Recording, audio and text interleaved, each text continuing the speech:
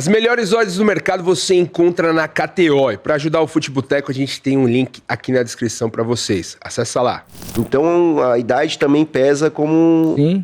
Então, eu acho que é uma coisa bem importante, sabe? No processo de formação do atleta, ele é ter acesso ao mundo real, a entender o que não é uma bolha, a trabalhar mais ou menos como os japoneses trabalham nos clubes, nas formações deles como atletas, da China também, que não tem ninguém para lavar a roupa do cara.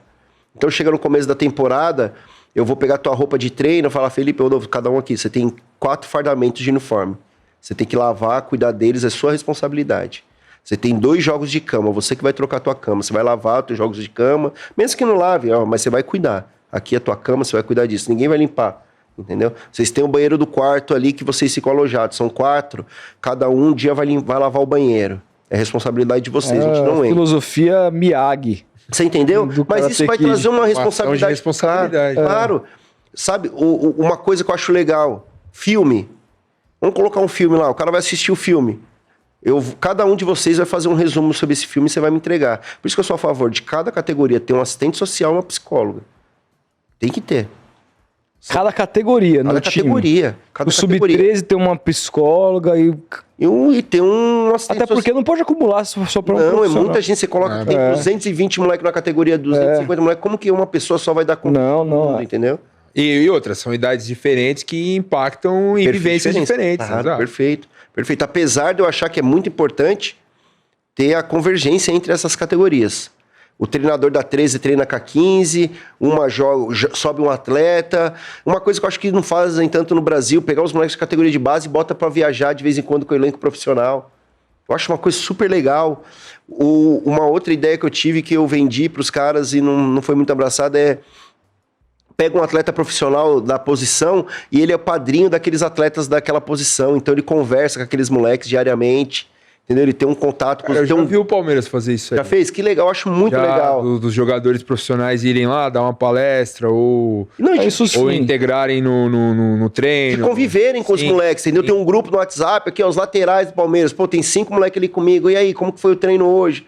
Sabe, porque isso daí vai ajudar, né? De ter uma identificação, um sentimento de pertencimento. Eu sinto que a molecada no Palmeiras sobe torcendo pro time já, velho. Cara, isso é muito importante. Uma molecada que já sobe vestindo a camisa. Isso é muito argentino. Até me arrepia, velho. Isso é muito argentino, porque assim, isso aconteceu muito no Santos. Aconteceu muito no São Paulo.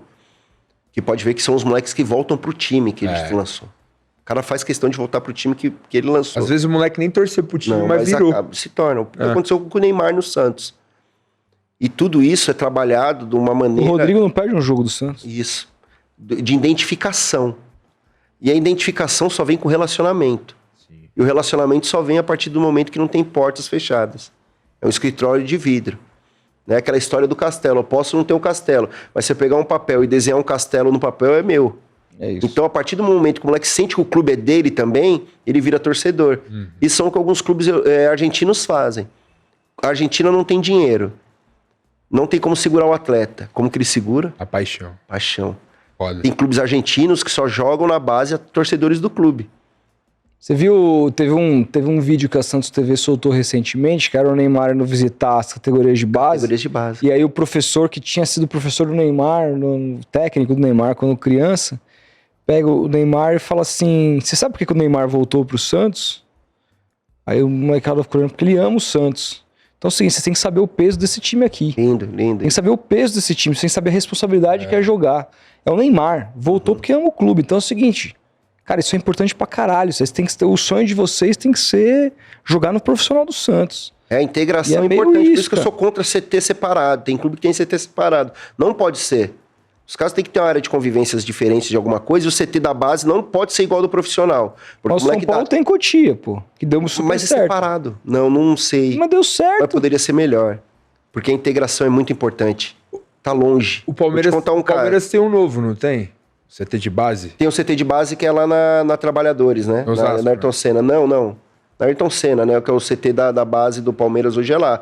Tem, eu acho que um espaço lá de treinamento deles. Mas os moleques ficam lá até o quê? Os 18?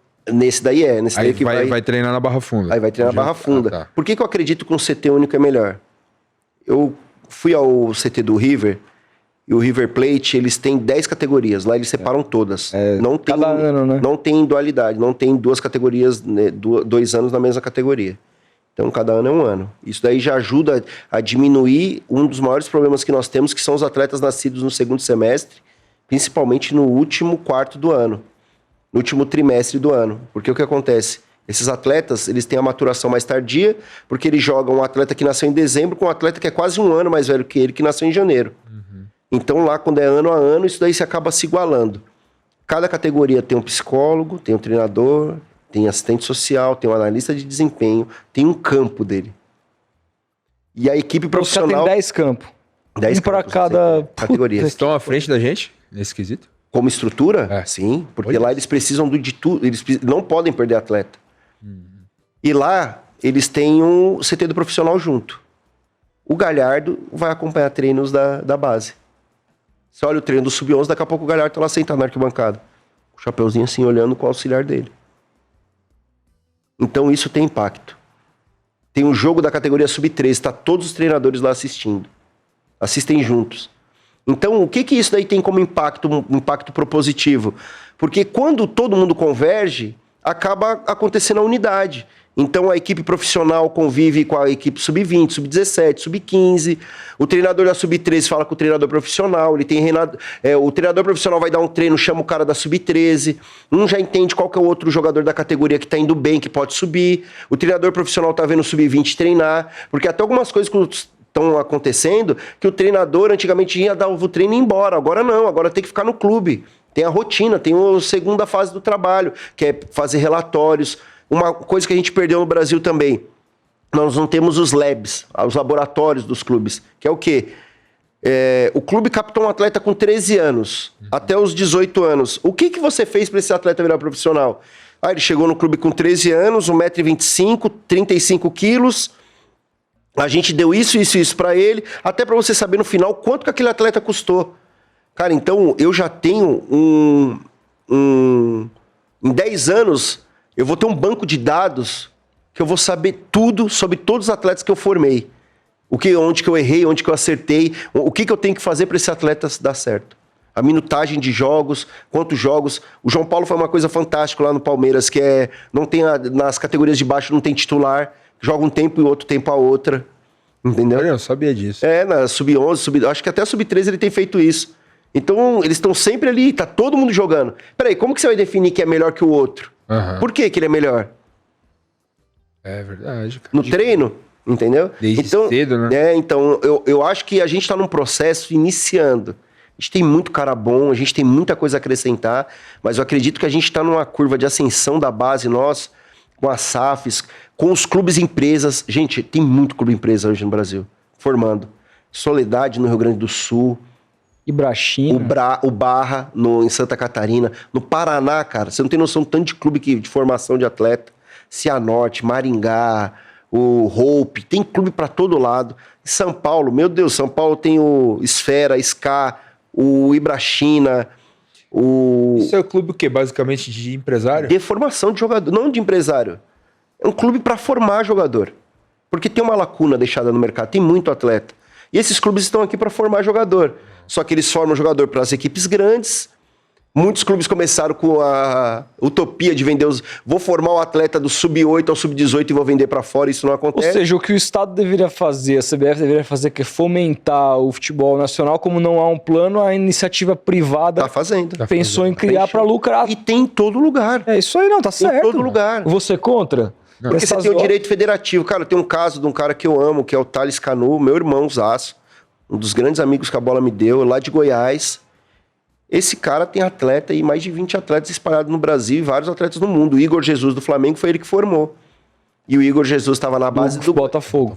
Perdão, o Igor Jesus do Flamengo. Volante, que foi vendido. Não é o Igor Jesus. O Igor Jesus foi vendido para Portugal e agora foi jogar no Miami.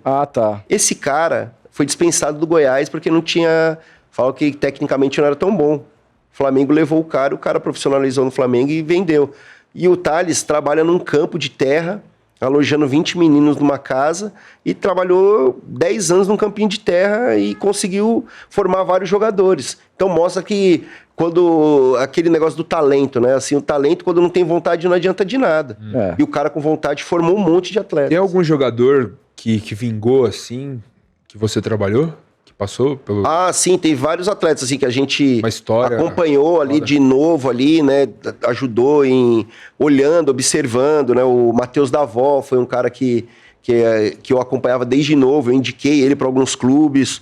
É um atleta que eu acompanho desde muito novo, é o Gabriel Magalhães, que é o do Arsenal, que eu acho que sempre foi um cara muito diferente e fez a carreira, se formou lá no Avaí. O Breno, o Breno. O Breno Lopes. Breno Lopes? É, o Breno Lopes é um cara que eu... Caraca. Não, mas não do Breno Lopes do Palmeiras. Já ia morrer do coração aqui. Eu ia pedir um vídeo pra ele me mandar aqui, um Não, beijo. mas a gente consegue isso daí, a gente pode pedir ali pra conseguir. Não tem nenhum problema. Mas assim, tem muitos atletas que a gente acompanhou, que nem o Lenin, que foi um moleque que saiu da Bahia pra ir pra base do Santos. Tem até um atleta que agora a gente chorou de dar risada essa semana, né? Lembrando, foi um menino que fez um vídeo em Minas, que ele deu 4 chapéus e fez o gol. Eu vi, cara, isso aí. Esse moleque, ele tinha uma proposta dele pro Santos. E aí o pai dele assinou com... Pessoal, eu tô trabalhando, não dá pra atender, viu? Não adianta me ligar, minha família já ligando, querendo... Aí, acho que é pra cobrar alguma coisa. Traz pão. Traz pão, eu tô longe. E é muito bom. E esse moleque tinha uma proposta do Santos. O Rodrigo, que era o captador do Santos, falou, Euler, traz ele que a gente quer esse moleque. E aí o pai dele, cara, vislumbrou, assinou com o empresário. O cara era dono de uma farmácia, eu acho. E aí, a partir desse momento, o moleque foi pro Cruzeiro. E aí ele foi pro Cruzeiro, ficou 2 semanas e foi mandado embora. Aí eu falei, cara, como a família atrapalha, né? O moleque era pra ter saído de Minas com calma. Ia pro Santos, ia ficar fazendo teste no Santos. Ia passar, muito provavelmente, o moleque sabe jogar bola. Mas o imediatismo fez o moleque ser dispensado. O moleque foi dispensado do Cruzeiro. Caramba. E tá jogando no time da cidade dele de novo. Esse guri. Fez um golaço absurdo. Não, esse gol... Gol igual que o Pelé fez, ele deu um chapéu a menos, né?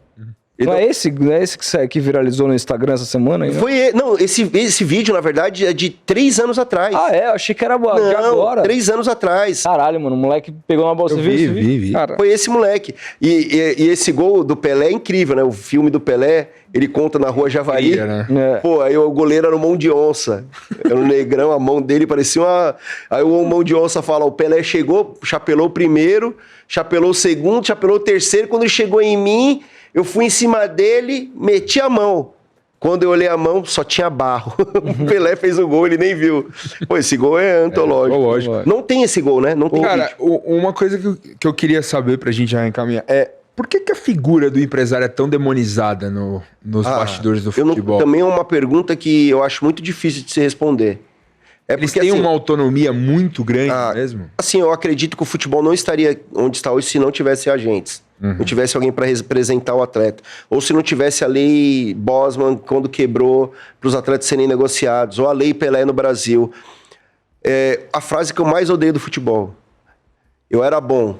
Se eu tivesse tido um empresário, eu tinha estourado. Essa é a maior mentira do mundo. Porque se o cara fosse... O cara que é bom, médio, o cara tem empresário. O cara vai ter agente. Então venderam essa verdade. E assim, tem muito cara ruim. Tem cara que é canalha, tem cara que é sem vergonha, tem cara que é safado mesmo, que passa os outros para trás.